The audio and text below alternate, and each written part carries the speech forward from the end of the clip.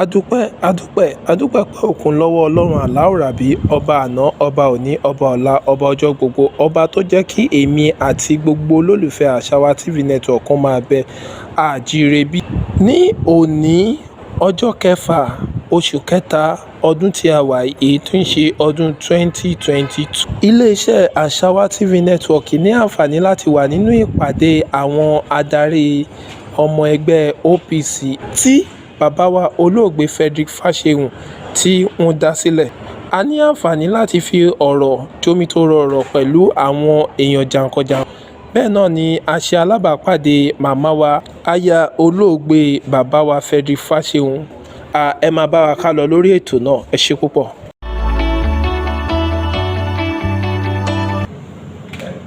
Àkọ́kọ́ ni wípé ẹgbẹ́ Board of Trustees wọ́n ṣe ìpàdé àkọ́kọ́ pẹ̀lú màmá wa torí àwọn ni wọ́n jẹ́ aṣojú fún olùdásílẹ̀ ètò ẹgbẹ́ O.P.C. Àwọn náà dẹ̀ jẹ́ olórí fún ẹbí. Gbogbo ìgbésẹ̀ tí olùdásílẹ̀ rẹ̀ gbé ó jẹ́ nǹkan ìtẹ́lọ́rùn fún wọn nígbà tí wọ́n wà àti ìgbà tí wọn kò sí mọ́. Ìyẹn ló fi jẹ́ wípé ìpàdé àkọ́kọ́ yìí ó wá láti wá fi aṣojú olórí tí àwọn ọmọ ẹgbẹ́ yàn lẹ́yìn tí olùdásílẹ̀ tí wọ́n jáde láyé. Ẹni kí àwa fi olórí tuntun ká fi hàn màmá wa. Ó tẹ̀ jẹ́ wípé màmá wa wọ́n wà bẹ́ẹ̀ nígbà tí wọ́n yàn wọ́n lè fi àṣẹ sí nígbà tí wọ́n ṣe ní Century Hotel. Ṣùgbọ́n èyí jẹ́ àkọ́kọ́ tí Board of Trustees máa wá pẹ̀lú olórí tuntun láti wá fi wọ́n hàn fún màmá.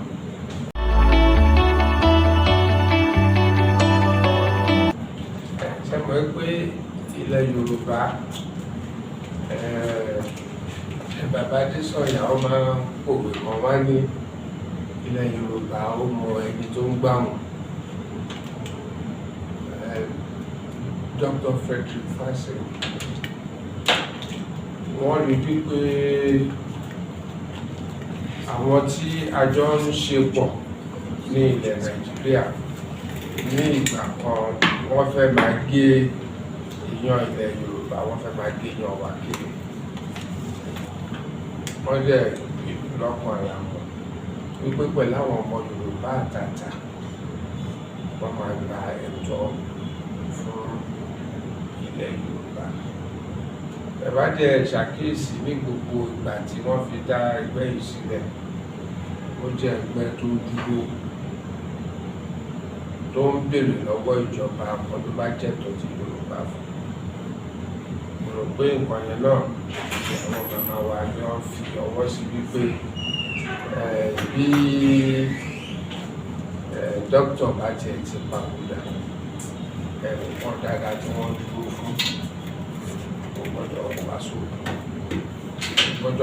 gbọ́dọ̀ máa tẹ̀síwájú nítorí ilẹ̀ Yorùbá ní ìtú tí àmájọmọ Yorùbá kọ̀ọ̀kan kí ẹ̀tọ́ tó bá jẹ́ ti ọmọ Yorùbá kó máa dé ọwọ́ wọn. Yorùbá ò ní ṣerú fún èèyàn kankan, kò ń ṣe èsì ìlàjẹ ìgbẹ́tẹ̀lú fún èèyàn fún ìran kankan.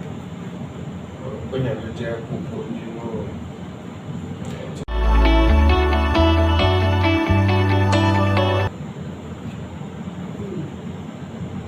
ọpẹ́ ní fún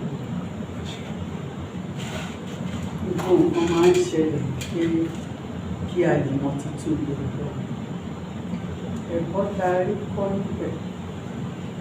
ni wípé Ọlọ́run yan èèyàn kan bí ṣe báyìí ó dẹ̀ ń ṣe láàrin méjì. Ọlọ́run wá sọ pé ibi tó gbé dé ìlú ti tó wọ́n máa pé Ọlọ́run mú kúrò láàrin méjì torí pé àìrí ẹni tí ó ṣe olùdarí wọn yẹn ó jẹ́ kí àwọn ọmọlẹ́yìn ìkọ̀ọ̀kan nínú wọn tó ní nǹkan kan lọ́kàn tí ò ṣe nǹkan tí olórí yẹn fẹ́ tó darí wọn sí tó wà lọ́kàn wọn fi àkókò yẹn wọ́n fi gbé nǹkan tó wà lọ́kàn wọ́n fi gbé jáde ó dẹ̀ jẹ́ kí ẹgbẹ́ dàbí ẹni pé ó fẹ́ kún ṣùgbọ́n ọlọ́run ọba tó jẹ́ ọlọ́run ẹgbẹ́ náà fọ́ ó ṣì wà lójijì nǹkan kan rẹ̀ ní tú ẹgbẹ́ yìí ká orúkọ Jésù. èròǹgbà mi fún ọjọ́ ọ̀la O.P.C ni wípé ìfẹ́ tí ọlọ́run fi sí bàbá wa lọ́kàn tí O.P.C fi wáyé O.P.C náà tó sì dúró dì sí pẹ̀lú àwọn bàbá wa tó wà níjókòó ìfẹ́ yẹn ti padà sórílẹ̀-èdè Yorùbá ìfẹ́ yẹn dẹ̀ máa jẹ́ kí O.P.C dúró ó máa jẹ́ kí agbára tí ọlọ́run fẹ́ fi fún ilẹ̀ Yorùbá láti fi ṣe nǹkan lórílẹ̀-èdè Nàìjíríà yìí á jẹ́ kó wá sí ìlú.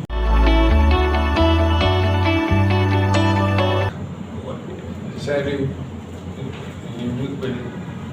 mo sọ lẹ́kọ̀ọ́ mo nígbà tí O.P.C máa wáyé nítorí pé ẹ̀tọ́ tó jẹ́ ti ọmọ Yorùbá a fi ẹ̀tọ́ yẹn a fi ń nù wọ́n ó dẹ̀ dìjọ́ lọ pípé kí ètò bá jẹ́ ọ̀tọ̀ wà kájà padà ẹ̀tọ́ yóò tí ì kọ́wọ́ wa tán nítorí wípé ìjọba ṣíṣe ó lófin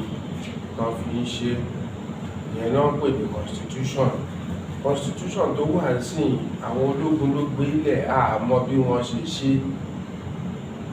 àwa ń sọ wípé ìgbé constitution tí gbogbo wa jọ pinnu tá a kọ òun ni independence constitution wípé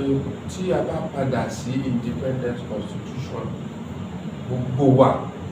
àwọn èèyàn wa káàkiri gbogbo orílẹ̀-èdè ló jọ lọ́wọ́ sí ká padà síbẹ̀ ìyẹn ni gbogbo wa ń pè ní restructuring tó dẹ̀ láti ṣẹlẹ̀ torí tó bá ti ṣẹlẹ̀ dábàá tí padà síbẹ̀ yẹn Nàìjíríà ó fi ẹsẹ̀ kan dúró ní nínú ẹsẹ̀ mẹ́ta ẹsẹ̀ kan lè gbé Nàìjíríà tó di dandan wípé ibi tá ti orísun wa ní 1960 constitution ta ní 1960 ló ká padà sí ìyẹn ṣe pàtàkì tí ó tàbá padà sí díẹ̀ àwọn tí ó sọ pé ó ti tó gẹ́ láti máa lọ wọn ò jẹ̀bi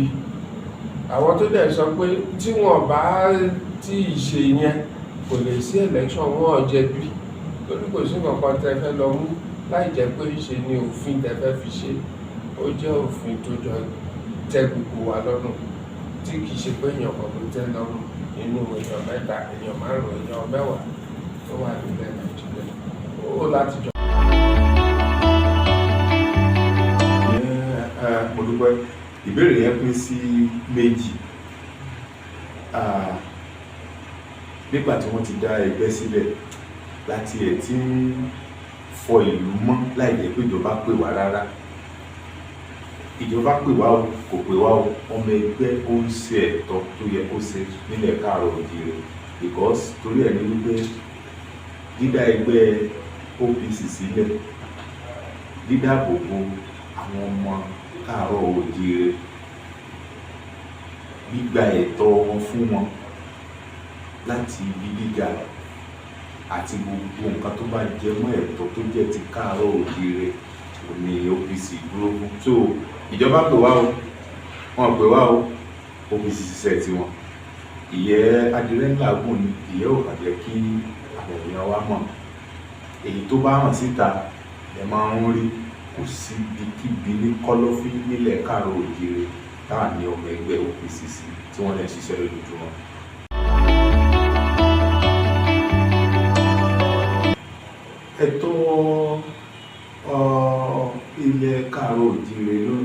ní èdè sọ pé pé tó ṣe òbójúmu ó kàn jẹ́ pé gbogbo nǹkan wọn ní àsìkò tí a máa ń fi ń béèrè fún orú nǹkan bẹ́ẹ̀ ni because téèyàn bá ń jà fún ìran rẹ̀ á wà ní tó ṣe òbójúmu bí ṣùgbọ́n wọ́n ní àsìkò àti ìgbà téèyàn máa ń béèrè fún àwọn ẹ̀tọ́ torí Yorùbá máa ń pòwe wọ́n ní tí ọwọ́ Yorùbá tí ìtẹ́ ìlú fún dà kò lè kí n béèrè kó tó pa bàbá rẹ̀.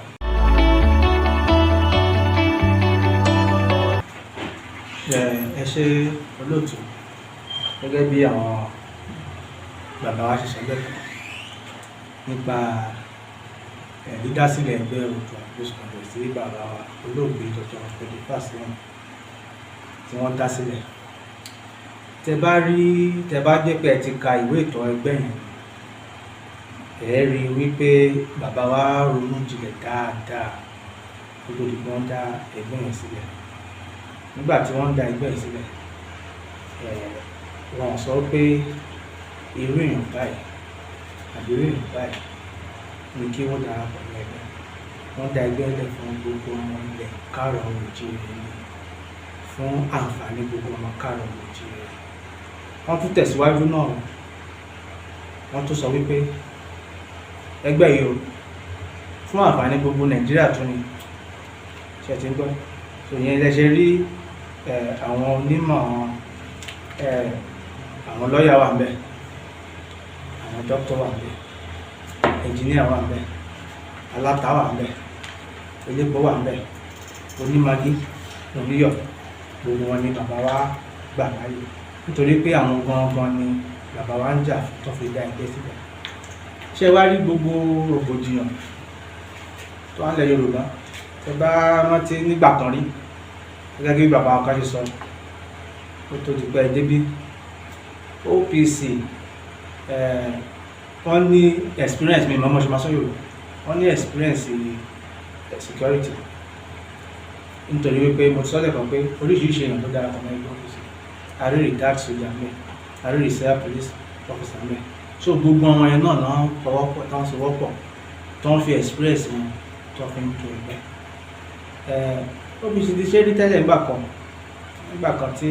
ìlú Èkó ilẹ̀ Yorùbá tí gbogbo ẹ̀ dàrú tí kò sí security tí ó pé àwọn adigunjalè gbalé kan gbọ̀nà kan O.P.C náà ló fọ ìlú mọ́ gbà yẹn ohun tí O.P.C dẹ̀ ń lò gbà yẹn tó fi fọ ìlú mọ́ ṣì wà tí ìjọba bá rí wípé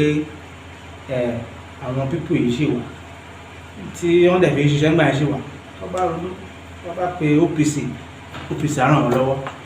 ṣùgbọ́n yóò mọ̀ pé O.P.C àkéṣe state actor tí ìjọba bá pè wá dédé pera wa ṣùgbọ́n àwa wà lójú kan ètò ọmọ Yorùbá àwa ń béèrè fún ṣùgbọ́n tó bá pè wá pé àwọn dáràn o àwọn dẹ̀ fẹ́ kí ẹgbẹ́ Oodua People's Congress yìí kí a sowọ́pọ̀ pẹ̀lú àwọn láti ṣètò láti sọ.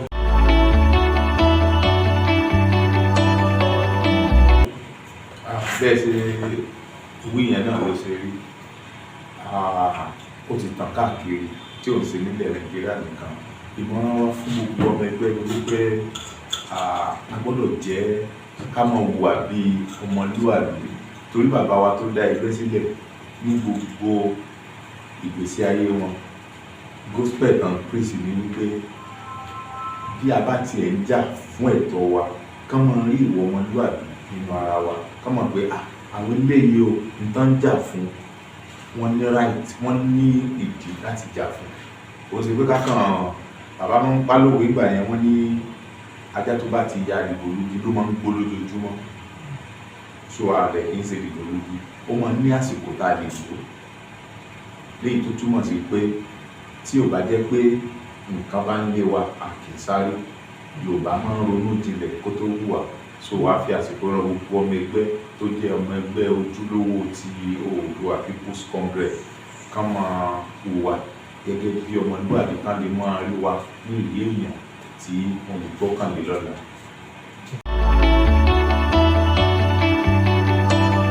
àwọn kan lẹ̀ wọ́n jẹ́ àwọn kan gbé ní Ṣakí o àwọn ọmọ ẹgbẹ́ O.P.C ló wọlé tó ń tẹ̀lé àwọn adigunjalè tó tẹ̀lé àwọn ajínigbé tí wọ́n gba àwọn tí wọ́n jí gbé yẹn lẹ́ẹ̀ máa ń gbọ́ ó máa ń ṣẹlẹ̀ lójoojúmọ́ ni ó kàn jẹ́ pé wọn kì í fi yìn wá náà bọ̀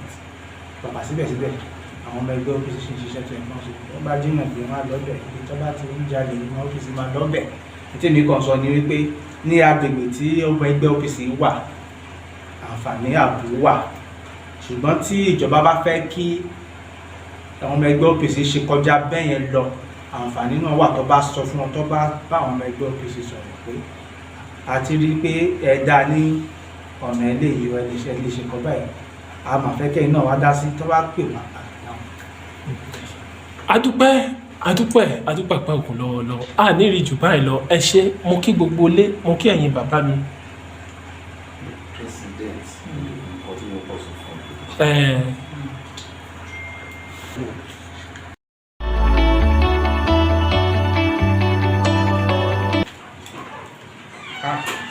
gbogbo ìgbà la máa ń rò kódà lójoojúmọ́ ni tó bá jẹ́ pé bàbá wà láyé ni ṣùgbọ́n àwọn oríṣiríṣi àwọn nǹkan tó dé bá Nàìjíríà ilẹ̀ Yorùbá lẹ́yìn tí wọ́n kó papòdà àwọn paribiribu tí ó yẹ kán kú tí adẹ̀rí pé ó rí ẹlẹ́dẹ̀ẹ́dẹ́ ó pọ̀ ṣùgbọ́n síbẹ̀síbẹ̀ ẹ mọ̀ pé bàtà tí bàbá bọ́ sílẹ̀ ó tóbi jù fún ọ̀pọ̀lọpọ̀ èèyàn tá à ń gbàlérò tí wọ́n lè wọ̀ lọ so ó ń jẹ́ ká máa rántí wọn ní gbogbo ìgbà lára bẹ́ẹ̀ náà òun ni inú ìjókòó tẹ̀lé ló ṣe wáyé mo dẹ̀ rò pé lágbára Ọlọ́run àti àwọn tí wọ́n tẹ̀lé Yorùbá dó gbogbo ẹ̀ àṣeṣe.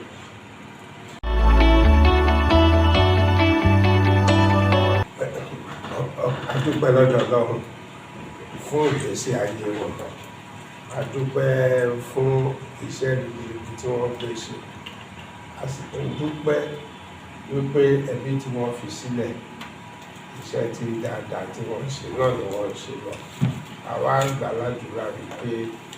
ìyàwó ọmọ gbogbo tí wọ́n fi sílẹ̀ àlàáfíà kò jẹ́ tiwọn, kí ọkàn wọn kó balẹ̀, kí ayọ̀ wọn kó máa kún, kí ìlú dẹ̀ máa tó lójú wọn lórí àwọn kan tí